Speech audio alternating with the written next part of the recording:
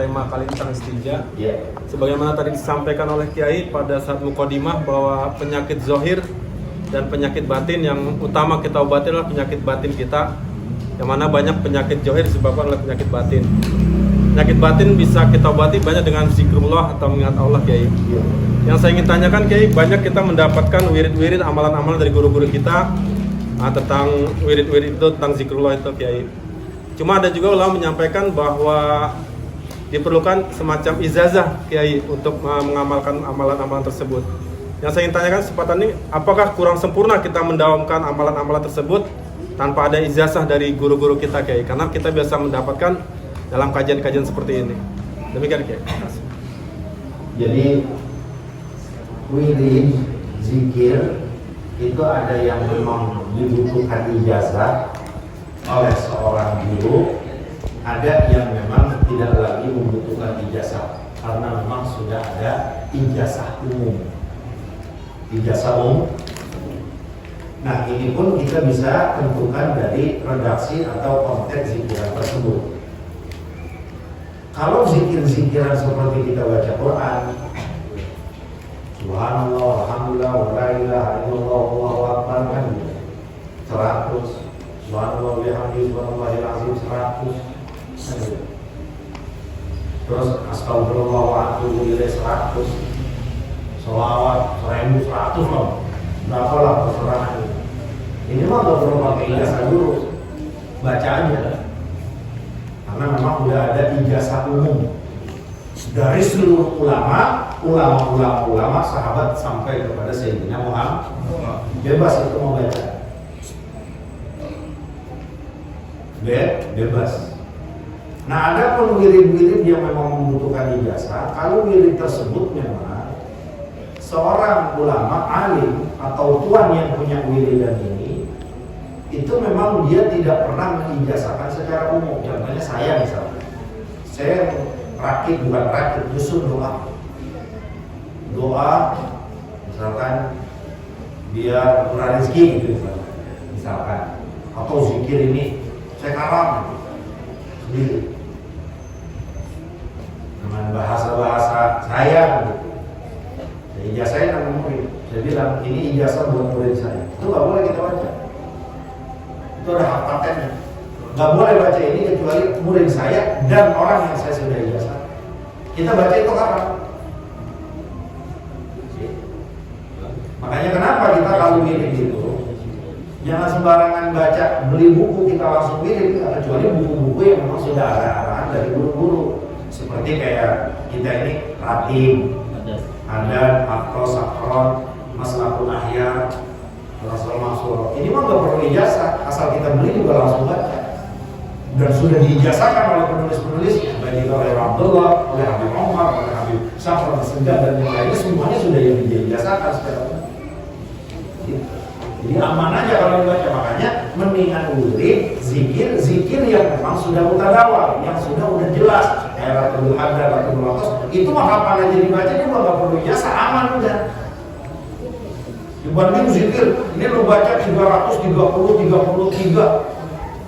Ini dari siapa? Jangan. Apalagi kita nggak tahu artinya. Apalagi kita nggak tahu arti. Kalau kita tahu artinya, kok enggak? Ini artinya bagus, minta kepada Allah ini ya aman kan? Jadi ada wirid yang memang dijasarkan umum, ada yang enggak. Seperti tadi saya nulis wiridan ini buat ajas tuku, mampu jasakan buat kalian semuanya, murid-murid. Nggak boleh yang lain, haram baca. Baca PA dia. Tapi rata-rata kalau ulama kita, orang-orang soleh, aulia Allah, kalau nulis wiridan itu udah pasti setelah dia ditulis, setelah dia bisa ijazahkan kepada seluruh muridnya, dia ijazahkan umum untuk seluruh manfaat. Karena kenapa mereka seperti itu? Ya karena mereka itu paham bahwa satu huruf saja yang dibaca dari tulisannya ini juga terus pahamnya Allah alirkan buat si pengarang. Maka kalau orang-orang soleh itu bakal pelit. Yang pelit itu biasanya yang komersial. Bukan suzon ya. Anak nulis doa nih. Aduh nggak biasa ini. Nah, maksudnya biar datengin. datangnya minta ijazah. Nah, ini bukan komersial materi. Tapi kalau udah aulia Allah nggak begitu. Nulis buku kelar ini, ya Allah, ini aku persembahkan buat umat Rasulullah, buat hamba-hamba Engkau, udah diikhlaskan. Itu kan nilai pahala terus ngalir, multilevel. Berapa orang yang baca terus dialirin pahalanya sama dia. Ya kayak kita baca Ratibul Haddad ya. Itu kan doa-doa Nabi yang disusun oleh Habib Abdullah bin Abdul Haddad, makanya Ratib. Habib Abdullah itu bukan ngarang, nyusun. Ya cuman siapa yang aku bagus kayak begitu, siapa yang nyusun? Habib Abdullah, kan gitu. Nah artinya ini susunan dia, kalau doanya mas semuanya Nabi yang ngajarin itu. Nah karena dia yang nyusun kemudian kita baca, maka tidak ada satu lembar pun yang kita baca dari susunan Ratibul Haddad yang disusun oleh beliau radhiyallahu ta'ala, kecuali Allah akan hadirkan pahalanya buat beliau. Jadi bagaimana caranya kita memilih wiridan? Nah itu aja, wiridan yang pastinya si pengarang sudah mengijazahkan secara umum, tidak perlu dikenalkan neko-neko ya Ratibul Haddad atau Atos atau Masatul Ahyar, yang di situ ada wiridul latif atau maksurah, ya. Juga banyak zikir-zikir pagi, lazimin itu aja, lazimin itu aja, atau Ratibul Sakron atau Sakron, ya, baca itu aja, insya Allah ya kita akan mendapatkan apa yang kita inginkan, yaitu bersihat. Cuman satu, jangan disalah niatin. Kan banyak faedah ratib, faedah zikir itu kan banyak. Bukan yang kita sesali dan itu nggak salah. Ayo baca aja ratib, mudah-mudahan lu dan nggak mau laku. Salah nggak? Nggak salah. Nggak salah itu. Cuman akhirnya karena ini terlalu sering seperti ini, jadi orang itu mau baca ratib itu kalau sedang dibenturkan oleh masalah. Dagangnya kurang laku dibaca ratib. Niatnya apa lu baca ratib? Biar dagang gua mudah. Dunia lagi aja. Ini ya enggak, tujuan seperti ini sebenarnya yang enggak akan bisa menyampaikan zikir tersebut kepada pengobatan hati kita. Makanya kenapa kok dia zikir melulu artinya makin sombong? Kok dia zikir melulu artinya kok makin pelit? Dia zikir melulu kok makin buruk sangka sama orang? Nah ini kok. Jadi bukan salah tuh zikirnya, bukan salah kuratifnya, salah tujuan kita pada saat membaca. Kayak zikir tahlil itu siapa yang nyusun? Kan ulama-ulama kita yang ada di Nusantara yang nyusun itu tahlil. Kok iya begitu? Kagak ada di Arab yang modelnya begitu. Benar nggak? Berarti kan adanya di kita. Cuman semuanya dasaran mereka pada saat menetapkan ini itu kan semuanya dari Al-Quran dan Sunnah. Artinya apa? Dengan sanad-sanad sampai kepada Sayyidina Muhammad. Tahlil juga kalau dibaca itu bisa bersihin hati. Cuman kenapa? Kok itu nggak mau setiap hari kita tahlil, setiap momen kita tahlil? Iya, orang tahlilnya tujuannya beda. Gue mau tahlilnya biar amal gue aman. Salah nggak? Ya kagak salah lah. Ya cuman ya. Wa anna likulli imri'in innamal a'malu binniyat wa innamal likulli imri'in ma nawa. Semua perbuatan itu tergantung kepada niat dan manusia itu tergantung apa yang dia tujukan. Baca Yasin 20 kali. Tujuannya apa? Biar gue laku lagi. Biar nikah lagi. Nah udah tujuannya dunia kata Allah. Nggak ada, jadi mudahin buat urusan apa yang dihajarkan, nikah lagi. Tapi enggak. Nah kalau yang tujuannya selalu buat hal-hal dunia, selalu buat kepentingan dunia, selalu buat ini, itu nggak akan bisa mengobati hati kita. Yasin malam Jumat buat apaan? Biar urusan lancar, biar gagal, biar res. Ya udah segitu doang tujuannya. Aman kanat hijratuhu ilallah ya wa rasulih. Kalau hijrahnya buat Allah, tujuannya untuk Allah, untuk Rasulnya, untuk akhirat, maka sampai nanti hijrahnya apa yang memang dia niatkan ke Allah. Tapi kalau hijrahnya ila dunia awimra'atin yang kedua ke dunia, gitu kan? Atau perempuan yang ingin dia nikahi, ya hijrahnya itu tujuannya Allah akan sampai ke apa yang dia inginkan. Nah, maka itu sebenarnya wiridan semuanya yang ada itu udah bagus banget. Zikiran yang udah ditulis oleh ulama dari min ladun Sayyidina ya sahabat-sahabat Nabi yang mereka nukil dari Sayyidina Muhammad terus sampai ulama sampai sekarang itu baik semuanya. Berpengaruh atau tidak, ngobatin atau tidak hati kita itu semua tergantung kepada tujuan kita. Lo rajin banget baca ratib, gue pas baca ratib gagal gue laku dulu. Nah, berarti tujuannya apa? Ya udah. Dan itu kok dia baca ratib dulu, hatinya masih busuk ya. Bukan ratibnya yang salah, tujuanmu. Makanya segala sesuatu, yakin mau baca Quran ini ya. Ya Allah, jadiin ke Al-Quran ini penyembuh penyakit saya, penyakit dalam.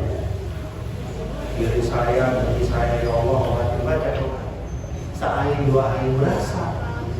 Ini kagak, apapun mau baca Al-Quran yang kaya, pasti tujuannya dulu. Lu ngapa rajin banget baca surah Yusuf? Kalau baca surah Yusuf malah bermabuk, besok kopi. Ya Allah, selesai. Bener gak? Nah itu dulu, makanya kali jadi obat dalam hati kita. Lah kalau Rasul nggak bakal salah, apa obatnya? Sakit hati. Apa obatnya? Penyakit dalam kita. Baca Quran disuruh hati. Karena kita itu banyak bintik kita, banyak karat katanya. Itu baru akan disterilkan, bisa dibersihkan. Itu dengan baca Quran dan ingat mati. Baca Quran, zikir, itu sama semuanya. Subhanallah. Kalau mungkin ini kita nggak bisa tunjukkan untuk Allah karena level kita masih terlalu rendah di hadapan Allah. Udah niatin, ya Allah jadikan ini buat pahala saya di surga. Itu aja sekurang-kurangnya masih masuk kategori ikhlas. Ini kagak, lu rajin amat sih baca subhanallah. Gua pas baca ini, itu orang udah gak ada yang berani sama gua. Gua pas baca subhanallah itu orang lihat gua cakep aja, ya. Mau ngapain? Hina banget subhanallah, Allah turunin buat nyakapin muka kita. Bener gak lu? Ya udah baca aja, niatin aja buat akhirat. Man kana yarjullah wal yawmal akhir, itu pasti Allah kaitin jadi. Jadi apa yang dicontohkan oleh Nabi kita ikutin, tujuannya apa? Buat Allah dan buat akhir. Enak Pak, jangan pakai neko-neko deh. Kalau Jumat Ratibul Hadan, atau kalau habis Isya Ratibul Hadan, siangnya Ratibul Atas misalkan yang biasa gitu. Inilah yang Qurannya ya. Atau apa aja dah. Mau itu kulhu, mau dibaca berapa kan terserah kan gitu. Baik itu wirid yang sudah diijazahkan atau mungkin kita baca sendiri. Saya mau baca kulhu setiap hari misalkan 20 kali. Silakan. Cuma ingat, bacanya jangan ada tujuan. Tapi apa? Niatin Allah buat akhirat sana. Enggak pakai 20. Sekali baca kulhu itu hati kita Allah mulai. Hati kita mulai sehat. Itu tandanya Pak. Gue mau wirid nih besok. Ya musuh. Gue mau tahlil lagi, tahlil. Abdul Mahmud Mana wa Nabiyuna min qabila ilaha illallah. Mulut bilang kayak begitu, hati bilang gak ada Tuhan kecuali Allah. 3 kali. La ilaha illallah, la ilaha illallah. Itu Pak, kalau benar-benar lihat begitu, enggak ada yang ragu kita, apa kita, ini kita, ini itu mulai obatin. Buruk sangka kita terus mulai obat. Dengki kita terus mulai obat. Berarti masih ada kekeliruan dalam pengamalan apa yang Allah perintahkan. Zikir benar kita tentunya kalau kita punya kebiasaan baca ratim, ya Allah sudah ini aku baca untuk mendekatkan diri aku kepada Allah. Udah, buat aman, buat ini, biar kalau lah ini RT biar banyak tanda tangan ya. Baca aja. Jadi jangan pakai neko-neko lagi. Karena kalau kanan kiri saya RW ini, RW ini RT iya, saya. Ya gitu ya. Mudah-mudahan nanti kita tenang. Alam bidzikrillah ya tatma'innul qulub. Imam subhanallah 33 kali. Alhamdulillah 33 kali. Allahu Akbar 33 dalam riwayat 34 kali. Sebelum tidur itu lebih baik daripada dunia beserta isinya. Coba bayangin. Itu kan yang diperintahkan Sayyidina Muhammad kepada Sayyidatul Fatimah radhiyallahu taala. Baca itu kalau belum tidur. Udah, semuanya juga akan Allah berikan yang lebih baik. Baca aja udah. Agak kali ngarepin besok nggak usah, udah ya Allah saya baca ini buat tenangin, ngobatin hati saya dan buat dekat kepada Allah. Kalau yang kayak begitu mah gak pakai diminta, Allah udah kasih. Karena Allah tuh gak bakal ingkar janji. Sembahyang duha 4 rakaat gak bakal susah. Itu mah janji Allah. Jangan pakai itu dijadikan tujuan. Akhirnya dunia, lu rajin banget sholat duha. Lah iya loh, biar usaha lu maju. Ya, pahala akhiratnya mana? Sembahyang aja 4 rakaat karena Allah, biar nyelamatin saya di akhirat, biar jadi cahaya di kuburan, ya Allah, ya Allah. Udah gitu aja udah. Kali kalau kayak Rabi'ah Adawiyah mah kelas kita masih kejauhan. Kalau Rabi'ah Adawiyah radhiyallahu ta'ala anha, aku ibadah kepada Engkau bukan ingin surga, bukan juga takut neraka, karena aku terus pengen deket karena cinta aku kepada Engkau. Ini kelas dia, kelas kita. Lu jangan pakai begitu-begitu dah, kejauhan kita mah bener enggak? Udah, ya Allah jadiin aja biar nyelamatin dari kuburan, biar sadar diri kan. Syukur-syukur terus kita bisa sampai kepada sesuatu di mana levelnya Allah tinggikan. Nggak ada satu ibadah kecuali kita lakukan karena cinta. Maka beda ibadah yang dilakukan karena cinta dengan ibadah karena takut, itu beda. Kalau saya bilang Muhammad ibadahnya semuanya karena cinta, makanya Rasulullah demen betah-betah sama ibadah. Beda kayak kita. Oi. Kalau Rasulullah tuh ibadahnya dasarnya udah cinta kepada Allah. Jadi pengennya itu dekat terus sama Allah. Makanya sholatnya kalau kita kebalikannya. Makanya nggak ada yang kita sholat lama-lama. Bentar kisahnya. Buat sengaja. Haji Ahmad bisa dikatain. Kalau sembahyang sampai setengah jam bener kan?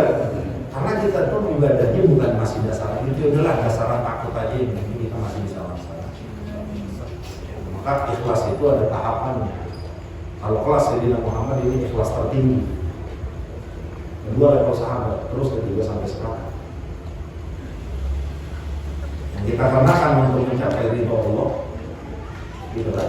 Cinta itu berat. Udah cukup aja deh kita lakuin ini. Ya Allah, mudah-mudahan jadi saya selamat dari neraka masuk surga. Udah, itu masih ikhlas juga. Karena bahasa Allah katakan man kana yarjullaha wal yaumal liman kana yarjullaha wal yaumal, yang berharap bertujuan Allah dan hari akhir. Dan ayo kita mulai zikir, tapi yang ikhlas. Tahlil aja dah tahlil.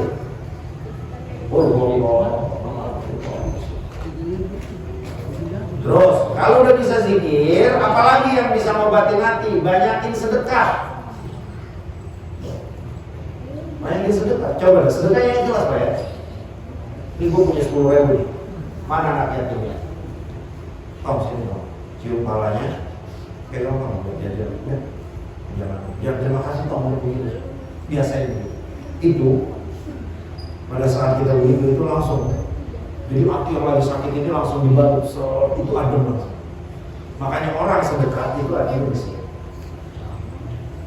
Orang baik, ini orang baik, mau dia kafir mau dia muslim. Banyak orang kafir, orang apa namanya, orang muslim dia, baik dia, itu hatinya baik. Cuman kalau mereka bicaranya belum dapat tidak.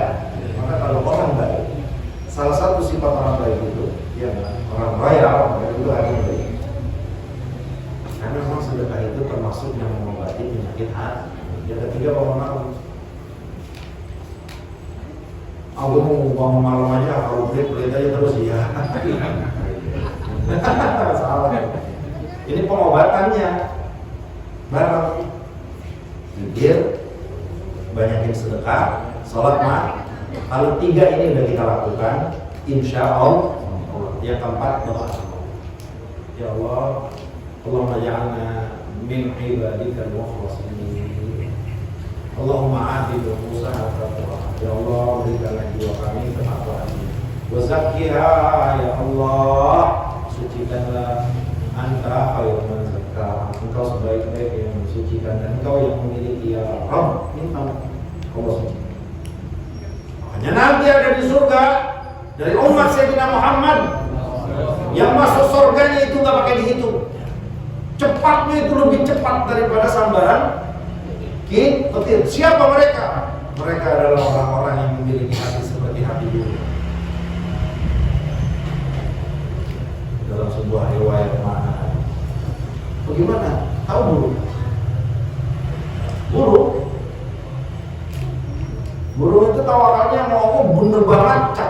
nggak ada salahnya. Burung ada giliran kapan dia terbang, kapan dia pulang, kapan dia pergi, kapan dia pulang, kapan dia masuk, kapan dia tahu nggak?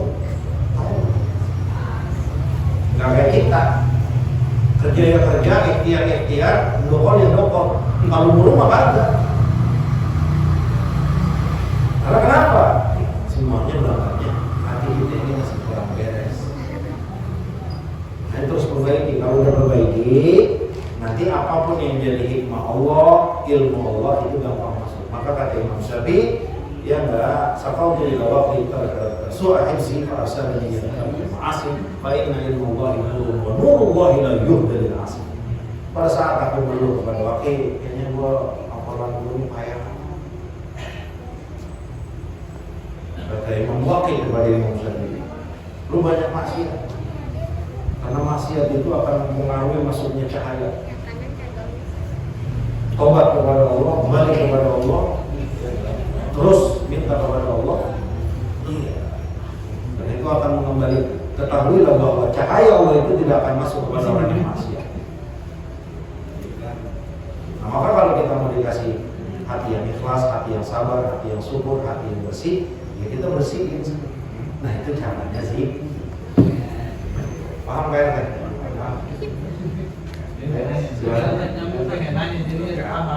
Assalamualaikum warahmatullahi wabarakatuh. Masih menyambung masalah insan wiridan, karena saya juga pernah baca dulu di buku Mujarobat. Salah satu tuh ada Wanul Buat, Allahumma sholli dan seterusnya. Itu diamalkan tapi tanpa ada guru itu kan. Nah pernah terjadi, saya punya teman, dia mengamalkan sebanyak-banyaknya tiap malam. Akhirnya beliau itu tertawa sendiri-sendiri, akhirnya sampai mengap dan sendiri. Karena dia dibaca di situ, akhirnya dia seperti itu. Itu bagaimana ngomongin Pak? Nah, iya, itu kan kalau begitu akhirnya jadi terfitnah sholawat kan ya. Maaf bisa begitu, tujuannya salah.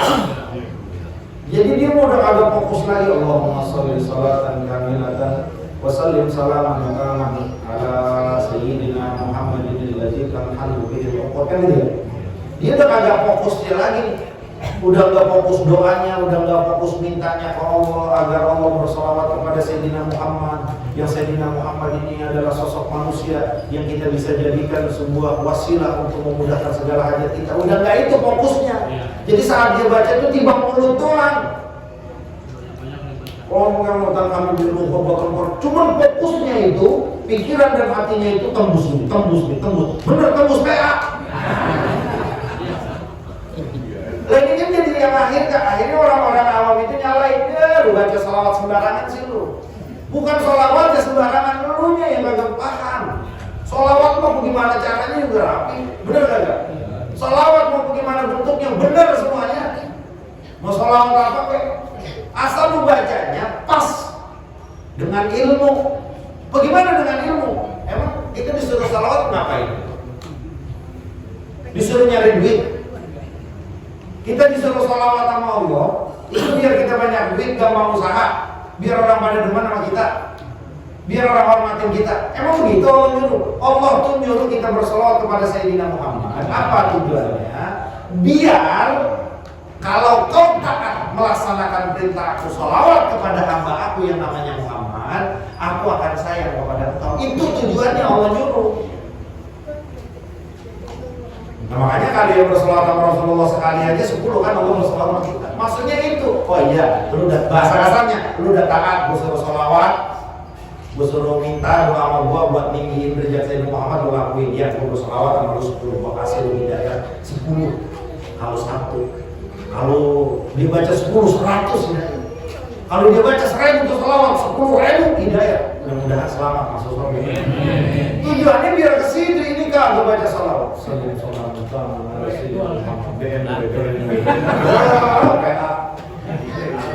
Siapapun yang ngajarin begitu itu salah, Pak. Bukan ngajarin salawat. Yang ngajarin begitu itu salah. Kalau ibadah tuh doa tuh gak boleh begitu. Emang apa? Inna Allah wa malaikatahu yusalluna 'alan nabi ya ayyuhalladzina amanu shallu. Makanya yang diajak tuh sama Allah, yang disuruh sama Allah orang mukmin. Orang mukmin apa? Orang mukmin itu adalah orang yang meyakini bahwa akhirat segala-galanya, dunia tempat persinggahan. Itu orang mukmin. Makanya saat orang mukmin bersolawat tujuannya satu, biar Allah sayang nama saya, biar saya kenal nama Rasulullah, biar Rasulullah kenal nama saya, biar saya yang diizinin dapat syafaat Rasulullah. Itu orang mukmin. Neko-neko.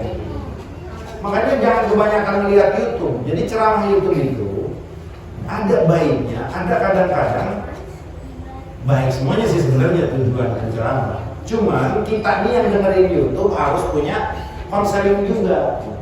Tanya, ini baca sholawat ini kata 10 bisa ini ya gerakin ini. Tanya dulu gitu. Makanya itu yang tadi di awal saya bilang. Karena terlalu banyak ini. Sebenarnya ini nggak salah karena ini juga memang perintah Allah biar mereka semangat. Tapi nggak boleh stuck sampai di situ. Contohnya, saya masih males kata baju saya. Lu sholawat ya? Malas. Lu tahu nggak kalau sholawat? Lu satu aja sholawat itu urusan harta lu juga gampang. Akhirnya kan saya termotivasi. Orang bodoh saya kan. Jangan sampai stuck di situ. Terus tambahkan ilmu sampai pada akhirnya dia sampai kepada tujuan apa Allah perintahkan kita bersolawat. Sehingga apa? Iming-iming yang awalnya jadi motivasi, jadi pendorong ini udah hilang. Sekarang apa yang membuat dia motivasi untuk rajin bersolawat? Dia ingin ketemu Sayyidina Muhammad. Itu. Ini mah kagak baca solawat 10 aja perhitungan. Mana katanya digampangin. Benar nggak? Benar. Ujung-ujungnya sama sama Rasulullah. Jangan Pak, jangan suka begitu. Habib Kiai ngasih nih, wiridin aja nih. Orang tahu nih Kiai ini Habib. Nih murid banyak batu tangnya kan itu. Ini sholawat. Dikasih amal sholawat, udah baca sholawat aja kan gitu ya. Emang bener Pak. Banyak sholawat itu akan menunaikan utang kita, ngampunin dosa kita dan menunaikan apa yang jadi hajat hati kita. Itu benar kata Sayyidina Muhammad. Enggak salah Kiai, enggak salah tuh Habib. Cuman karena kita obsesinya terlalu besar, tujuannya itu ilmunya stuck sampai di situ, selesai. Gak bohong wiri, kalau 10 aja gampang, sekarang udah jadi 1.000. Pas 1.000 codol. Oh gimana 1.000? Sholawat agak mandi. Ya ujungnya kan sholawat terfitnah. Udah lain. Udah Pak, jangan segala ngikut-ngikut yang begitu. Makanya terakhir, baca sholawat kayak apa kayak itu kan memang ada janji dari Allah yang disampaikan Rasul. Baca sholawat digampangin, dibayarin utang kita, yang punya dosa kita, ditunain hajat kita. Kan itu. Udah, jangan udah itu cuma satu. Udah, ya Allah, saya baca sholawat biar diampuni dosa. Boleh. Udah itu aja. Biar kita nanti nggak salah tujuan. Atau minimal kalau kita baca sholawat, ya Allah, pengen kalau lagi sabar pun mau nanti dimanjurin sama Nabi. Kan itu masih akhirat, Pak. Itu masih benar. Jangan dikit-dikit buat biar bayar motor lancar, biar atasan melihat kita segan. Tawarin aja muka lu tembelek. Kalau nggak ada yang banyak kelihatan, mana kita? Dan jangan terjadi yang dicampur bauri dengan hawa nafsu.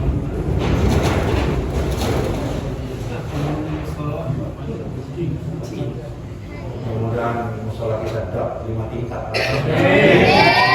Ketinggian 5 tingkat. Ya, cukup ya. Tidak ada yang kita sampaikan. Subhanallah wa bihamdihi, asyhadu an la ilaha illa anta, astaghfiruka wa atubu